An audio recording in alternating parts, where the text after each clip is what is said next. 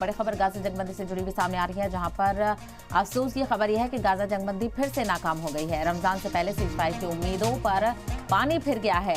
Israel Hamas के delegation में बातचीत नहीं बन पाई। इजराइल ने हमास की शर्तों को नामुमकिन करार दिया, तो वहीं इजराइल जंगबंदी में रुकावट बन रहा है। हमास का कहना है हमास का वफ्द काहिरा से वापस हुआ है, बगैर सीजफायर मुआहदे के ही यहाँ डेलीगेशन वापस हुआ है। मिस्र, कतर और अमेरिका की सालिसी में ये बातचीत यहाँ पर देखने को मिल रही थी और लगातार ये कहा जा रहा था कि रमजान का महीना शुरू होने से पहले इस जंगबंदी को यकीनी बनाया जाएगा, लेकिन तमाम तर मीडिएटर की कोशिशें यहाँ पर फेल हो चुकी हैं और अगले हफ्ते फिर से बातचीत शुरू करने की बात कही जा रही है। लेकिन ऐसे में रमजान से पहले जो उम्मीदें थी कि सीजफायर होगा, जंगबंदी यहाँ पर देखने को मिलेगी, उन तमाम उम्मीदों पर पानी फिर गया है। तो इजराइल और हमास के बीच कैदियों की तादाद के हवाले से इख्तिलाफ देखने को मिला। इजराइल हमास जंग को 5 महीने हो चुके हैं और लगातार इजराइल की तरफ से हमले देखने को मिल रहे हैं। इसके अलावा कई महाज पर प्रॉक्सी वॉर भी देखने को मिल रहे हैं और वाज़ेह हो कि इस जंग में अब तक 30,000 से ज्यादा फलस्तीनियों की मौत हो चुकी है। 72,000 से ज्यादा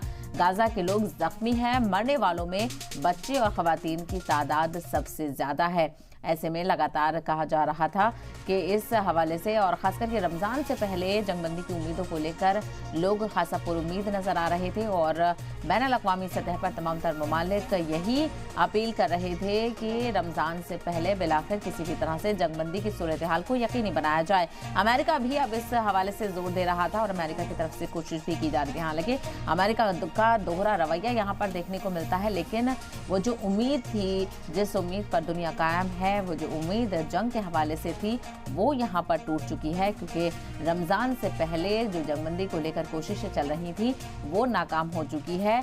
ना तो इजराइल राजी हुआ, ना हमास राजी हुआ। इजराइल ने हमास का जो शर्तें थी उन्हें मानने से इनकार कर दिया है, तो वहीं हमास कह रहा है कि इजराइल जंगबंदी में रुकावट बन रहा है। हालांकि दोनों की अपनी अपनी शर्तें हैं। यहाँ पर हमास कह रहा है कि वो मुकम्मल जंगबंदी चाहता है, तो इजराइल कह रहा है कि पहले यरगमालियों को छोड़ा जाए और फिर जंगबंदी की जाएगी। तो दोनों तरफ से ही कोई भी जंगबंदी को लेकर राजी नहीं हुआ और जो डेलीगेशन थे दोनों ही जगहों के वो वापस लौट चुके हैं। अमेरिका काहिरा की तरफ से ये बातचीत चल रही थी और हमास का वफ्द काहिरा से वापस हो चुका है। काहिरा में काफ़ी लंबे वक्त से सालिसी की कोशिश चल रही थी, बातचीत यहाँ पर की जा रही थी। अमेरिका भी इसमें खासा इन्वॉल्व है, जिसको लेकर कहा जाता है कि अमेरिका की बात इजराइल सुनेगा, लेकिन इसका कोई खासा असर होता हुआ नजर नहीं आ रहा है। हालांकि अमेरिका लगातार इस जुल्म को लेकर अब बातचीत कर रहा है। हालांकि एक तरफ वो बैकडोर से इजराइल की मदद भी लगातार कर रहा है, लेकिन जंगबंदी को लेकर कोशिशें भी यहाँ पर देखने को मिल रही थी और अलग अलग जगहों पर इसको लेकर मुजाहरे भी देखे जा रहे हैं। ना सिर्फ अमेरिका बल्कि खुद इजराइल में भी इंटरनल मुखालफत यहाँ पर देखने को मिल रही है। बेंजामिन नेतन्याहू की खासा तनकीद भी देखने को मिल रही है, लेकिन उसके बावजूद भी बेंजामिन नेतन्याहू के रवैये में कोई नरमी यहाँ पर नहीं देखने को मिल रही है और जंगबंदी को लेकर कहा जा रहा था कि मुकम्मल जंगबंदी ही ना सही, आरसी जंगबंदी तो की जाए ताकि रमजान के मुबारक महीने में लोगों को थोड़ी राहत मिले।